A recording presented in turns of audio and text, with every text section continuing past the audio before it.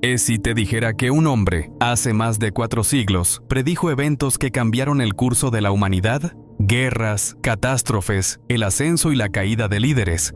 ¿Acaso Nostradamus realmente podía ver el futuro? ¿O todo se trata de coincidencias bien interpretadas? Hoy exploraremos las profecías más impactantes y misteriosas de este vidente francés y cómo podrían estar conectadas con nuestro presente y futuro. Pero ¿será que el destino ya está escrito? Si algunas de sus predicciones parecen haberse cumplido, ¿qué significa eso para nosotros? ¿Es posible evitar lo inevitable? En este video, analizaremos sus profecías más impresionantes, las interpretaciones más sorprendentes y el impacto de estas predicciones en la historia. Si alguna vez te has preguntado si es posible descifrar el futuro o sientes que ciertos eventos parecen repetirse, este video podría hacerte ver todo desde una nueva perspectiva.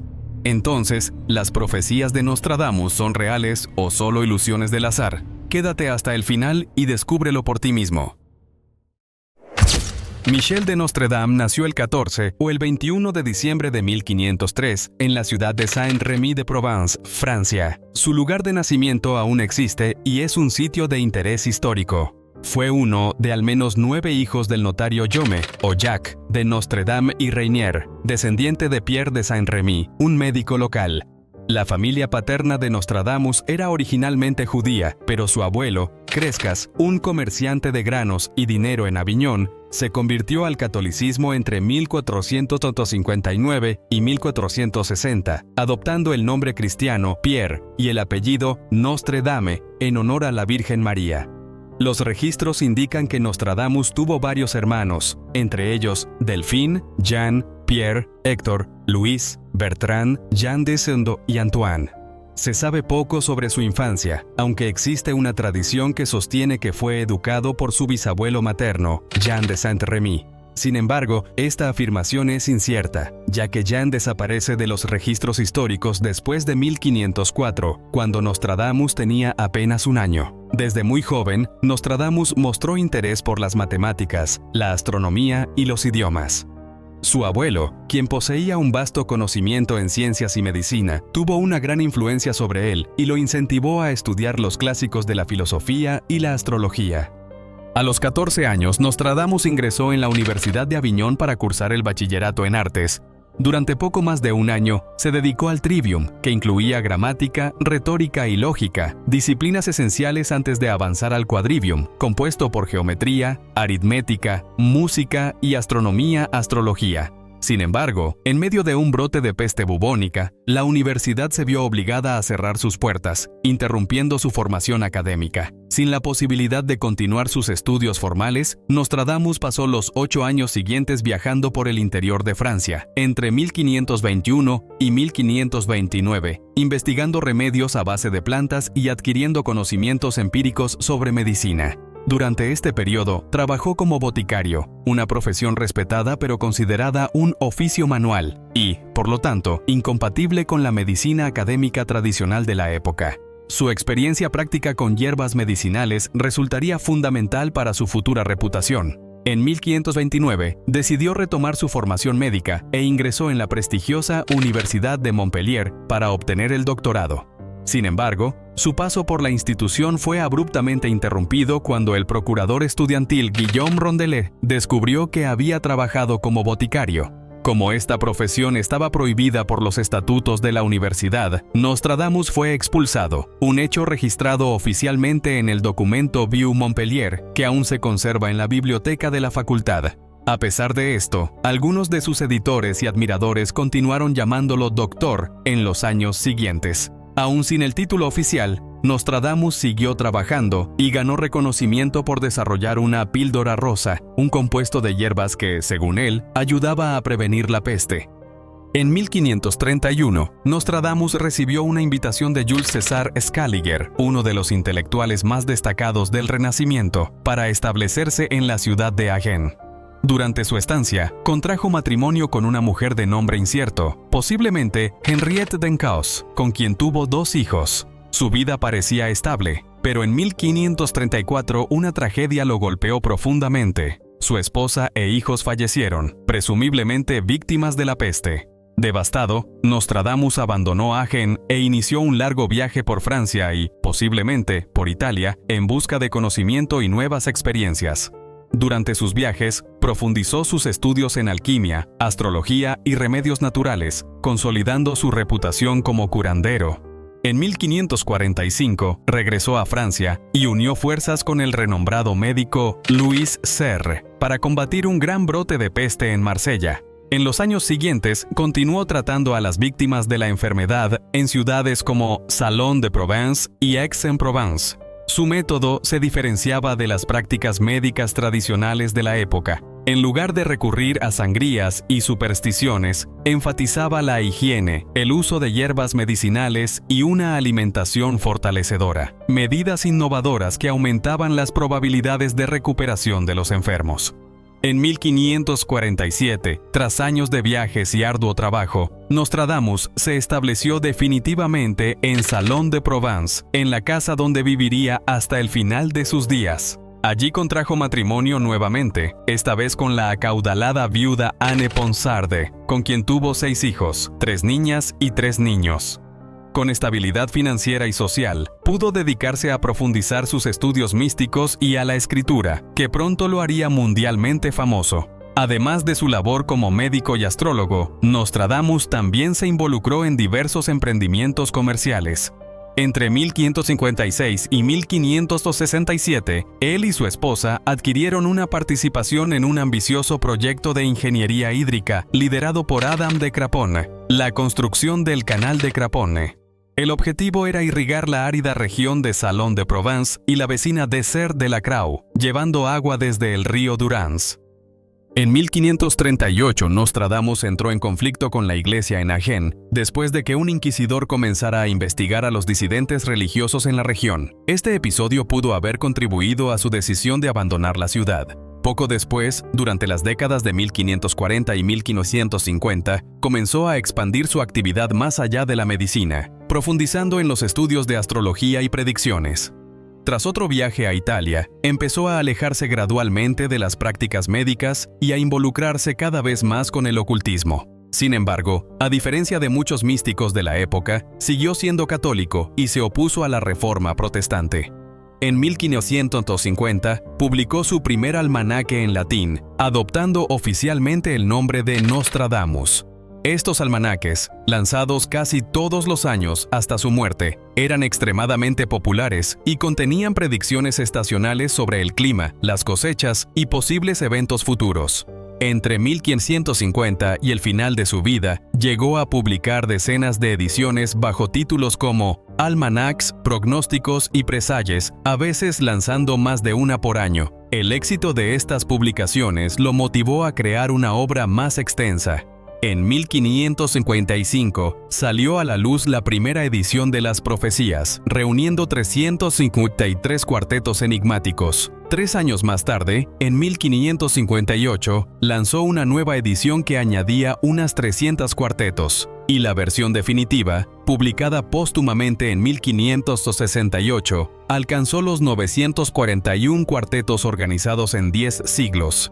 Debido a las limitaciones de impresión de la época, cada edición presentaba diferencias en la ortografía y la puntuación, lo que dificulta hasta hoy la búsqueda de una versión totalmente auténtica y perjudica la interpretación fiel del texto original. Nostradamus escribía de manera deliberadamente vaga, con metáforas, simbolismos, anagramas y referencias astrológicas. Mezclaba términos en griego, italiano, latín, provenzal y se inspiraba en el latín clásico de Virgilio para construir una sintaxis poco habitual, posiblemente para protegerse de persecuciones religiosas o censura. Sintiéndose cada vez más vulnerable, adoptó este estilo cifrado que permitía lecturas muy diferentes de los mismos cuartetos. Mientras que sus críticos lo acusaban de charlatanismo o prácticas ilícitas, otras figuras poderosas veían valor en su trabajo. Catalina de Médici, por ejemplo, intrigada por las menciones a posibles amenazas contra la familia real en los almanaques, convocó a Nostradamus a París para aclarar sus profecías y elaborar horóscopos para sus hijos. A pesar de temer represalias, logró ganar la confianza de la corte francesa, siendo nombrado consejero y médico del joven rey Carlos IX. A finales de 1561, fue brevemente encarcelado en Marignane por violar un decreto real, ya que publicó el almanaque de 1562 sin la aprobación previa de un obispo. Aún así, su influencia continuó creciendo. Aunque siempre temía ser acusado de magia por la Inquisición, la astrología y la profecía no eran, por sí solas, consideradas herejía. Solo corría riesgos si había pruebas de prácticas mágicas prohibidas. Este constante cuidado lo llevó a ocultar aún más sus mensajes en los cuartetos, lo que terminó ayudando a hacer su obra aún más misteriosa. A pesar de ser más recordado como profeta, Nostradamus también escribió sobre medicina. Produjo al menos 2 libros en el área, una paráfrasis libre de El Protréptico, de Galeno, y el Traité des Fardements, que reunía recetas médicas y cosméticas, incluyendo métodos para tratar la peste mediante sangrías. Hoy se sabe que esta práctica era ineficaz.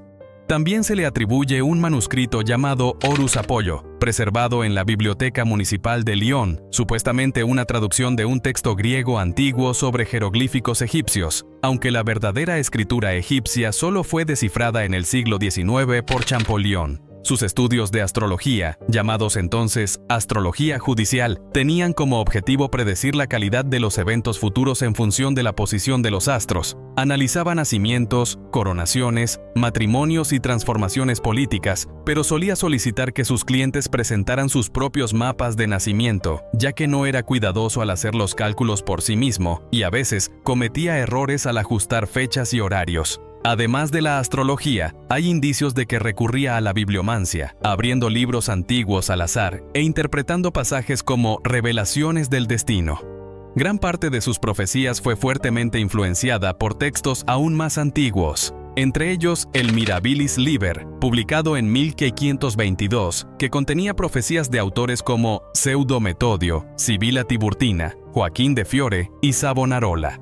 Nostradamus fue uno de los primeros en traducir y adaptar fragmentos de estas obras al francés, lo que explica por qué muchas de las predicciones que ya circulaban en la época terminaron siendo atribuidas directamente a él. Otras fuentes incluyen De Honesta Disciplina, 1504, De Petrus Crinitus, De Daemonibus, de Michael Psellos y De Mysteris Aegyptiorum, de Jámblico, tratado sobre magia, filosofía neoplatónica y misticismo del mundo antiguo. En sus cuartetos, los temas más recurrentes eran desastres, plagas, guerras, invasiones, terremotos, inundaciones, sequías y asesinatos, normalmente sin fechas o ubicaciones muy precisas.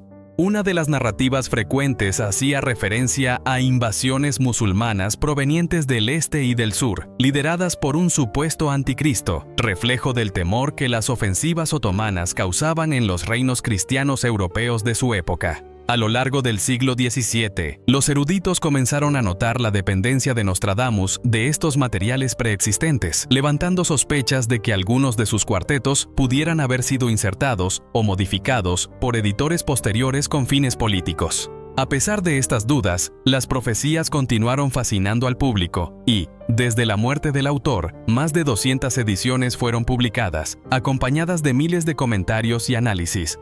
La manera amplia e imprecisa en que formulaba sus predicciones permite que sean reinterpretadas después de eventos significativos, lo que mantiene viva la creencia en su supuesta capacidad para anticipar el futuro. Así, incluso rodeado de controversias, Nostradamus se consolidó como una de las figuras más influyentes y enigmáticas de la cultura occidental. En los últimos años de su vida, Nostradamus gozaba de prestigio como astrólogo y consejero de la corte francesa, especialmente de la reina Catalina de Médici. Sin embargo, su salud se deterioraba rápidamente. Sufría de gota severa, una enfermedad que lo atormentó durante muchos años, causándole intensos dolores y dificultando sus movimientos. Con el tiempo, la condición evolucionó a un edema grave, lo que hizo que sus últimas semanas fueran aún más debilitantes. Consciente de su proximidad con la muerte, Nostradamus tomó medidas para garantizar el futuro de su familia. A finales de junio de 1566, convocó a su abogado para redactar un testamento detallado, en el que dejaba su propiedad y una fortuna de 3.744 coronas a su esposa, siempre que ella no se casara nuevamente. Además, estipuló que sus hijos solo podrían recibir su parte de la herencia al cumplir 25 años, mientras que sus hijas tendrían acceso a los bienes solo después de casarse.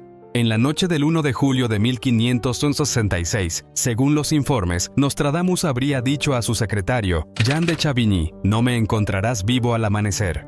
A la mañana siguiente, fue encontrado muerto, caído junto a su cama y a un banco. Su muerte fue atribuida a las complicaciones causadas por el edema, poniendo fin a la vida de uno de los profetas más enigmáticos de la historia. Curiosamente, esta predicción sobre su propio fallecimiento fue registrada posteriormente por Chavigny, pero hay dudas sobre si fue una declaración genuina o editada para encajar con el evento. Su cuerpo fue sepultado en la capilla franciscana de Salon-de-Provence, lugar que hoy alberga una parte del restaurante La Brocherie. Una historia interesante que se repite frecuentemente afirma que Nostradamus fue enterrado de pie y que, cuando su tumba fue abierta durante la Revolución Francesa, encontraron un medallón con la fecha exacta de su exhumación.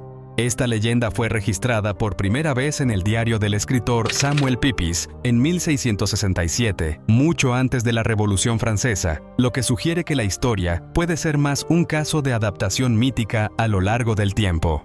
Pepys también mencionó que Nostradamus había advertido a los habitantes de su ciudad para que nunca perturbasen su tumba, lo que reforzó el aura de misterio en torno a su legado.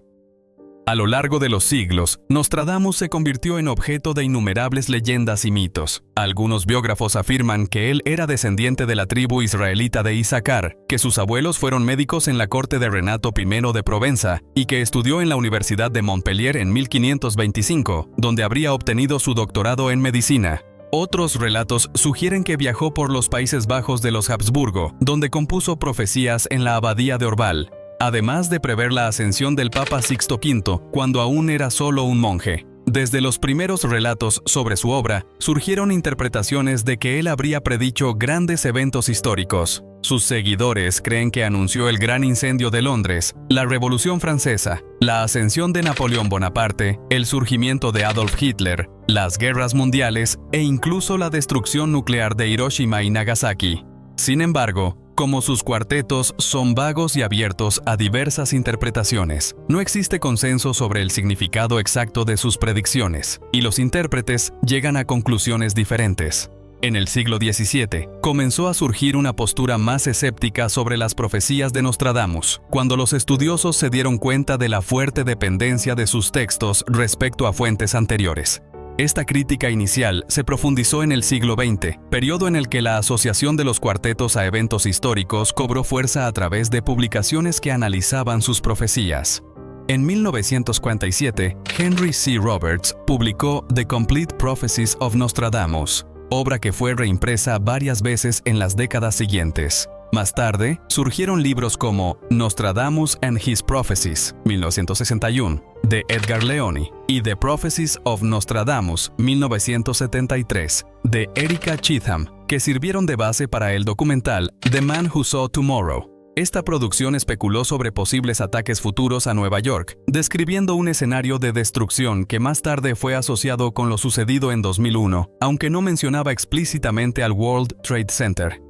Paralelamente, muchos autores continuaron atribuyendo a Nostradamus predicciones sobre hechos más recientes, como el aterrizaje del Apollo 11 en la Luna en 1969, el desastre del transbordador espacial Challenger en 1986, la muerte de la princesa Diana en 1997 y los atentados del 11 de septiembre de 2001. Este fenómeno, llamado profecía móvil, ocurre cuando textos antiguos son reinterpretados para encajar con eventos contemporáneos sin tener en cuenta el contexto original. A finales de la década de 1990, sus cuartetos llegaron incluso a China, donde Li Hongji, fundador del Falun Gong, afirmó que una predicción de 1999 se refería a la persecución que el grupo comenzó a sufrir en ese mismo año. Con la creciente notoriedad de Nostradamus, historiadores e investigadores modernos comenzaron a cuestionar la validez de sus supuestas predicciones.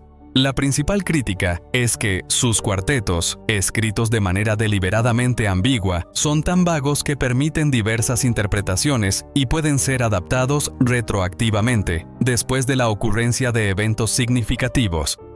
Este proceso, conocido como sesgo retrospectivo, hace que se encuentre sentido profético donde posiblemente no existía. Además, traducciones imprecisas y manipulaciones del texto original habrían contribuido a la creación de versos que no figuran en los escritos auténticos, reforzando la idea de que ciertas predicciones fueron fabricadas o ajustadas para servir a intereses políticos y religiosos. También se ha observado que Nostradamus basó gran parte de sus cuartetos en obras anteriores, como el Mirabilis Liber, 1522, que recopilaba profecías apocalípticas medievales, además de emplear relatos históricos y técnicas de astrología para extrapolar patrones pasados al futuro. Para muchos estudiosos, esto indica que sus profecías no eran revelaciones sobrenaturales, sino deducciones inspiradas en ciclos históricos. A pesar de que muchos creen que él anticipó eventos modernos, como las guerras mundiales y el ataque del 11 de septiembre de 2001, faltan pruebas concretas de que sus cuartetos anunciaron hechos específicos, ya que la mayoría de las veces estas interpretaciones surgieron solo después de que los acontecimientos ya habían ocurrido. Las profecías de Nostradamus continúan despertando interés y especulación, siendo ampliamente exploradas en la cultura popular de los siglos XX y XXI. Su vida y predicciones han sido tema de cientos de libros, tanto de ficción como de no ficción, además de diversas películas, documentales y programas de televisión. Su nombre se ha convertido en sinónimo de profecía, siendo citado con frecuencia siempre que ocurren grandes eventos globales. El documental The Man Who Saw Tomorrow, 1981, narrado por Orson Welles, ayudó a consolidar la imagen de Nostradamus como un vidente que predijo guerras, catástrofes y cambios políticos. Sin embargo, su popularidad también dio origen a fraudes, especialmente en Internet. Cuartetos falsos, escritos al estilo de Nostradamus, fueron ampliamente difundidos por correo electrónico y redes sociales, siendo atribuidos a él sin ninguna base en los textos originales. Los ejemplos más notorios incluyen supuestas predicciones sobre los atentados del 11 de septiembre de 2001 y otros desastres modernos. En los años previos a 2012, Nostradamus volvió a ser utilizado como prueba de un posible apocalipsis, especialmente por el History Channel y otros medios sensacionalistas. Aunque su libro nunca mencionó el fin del mundo ni el año 2012, sus profecías fueron distorsionadas para encajar en la teoría del fin de los tiempos, asociando sus cuartetos con el calendario maya y con eventos catastróficos especulados para ese año. Además del cine y la televisión, Nostradamus también fue referenciado en videojuegos, como en la serie Assassin's Creed, que incorpora sus profecías en tramas sobre sociedades secretas y conspiraciones globales.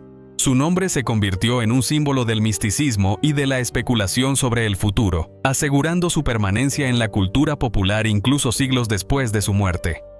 Nostradamus sigue siendo una de las figuras más intrigantes de la historia. Siglos después de su muerte, sus profecías continúan siendo debatidas, reinterpretadas e incluso manipuladas para encajar en eventos modernos. Pero, ¿realmente poseía una visión extraordinaria del futuro o era solo un observador astuto que basaba sus predicciones en patrones históricos y astrología? Muchos creen que predijo con exactitud grandes momentos de la humanidad, mientras que otros argumentan que sus cuartetos son tan vagos que cualquier evento puede ser encajado en ellos. La verdad es que, independientemente de su verdadera capacidad profética, su nombre se ha convertido en sinónimo de predicción y misterio. ¿Y tú? ¿Crees que Nostradamus realmente veía el futuro, o todo no es más que coincidencia e interpretación selectiva? Deja tu opinión en los comentarios. Queremos saber qué piensas sobre el legado de Nostradamus. Y si te gustan contenidos como este, no olvides suscribirte al canal y activar las notificaciones para seguir explorando los mayores misterios de la historia.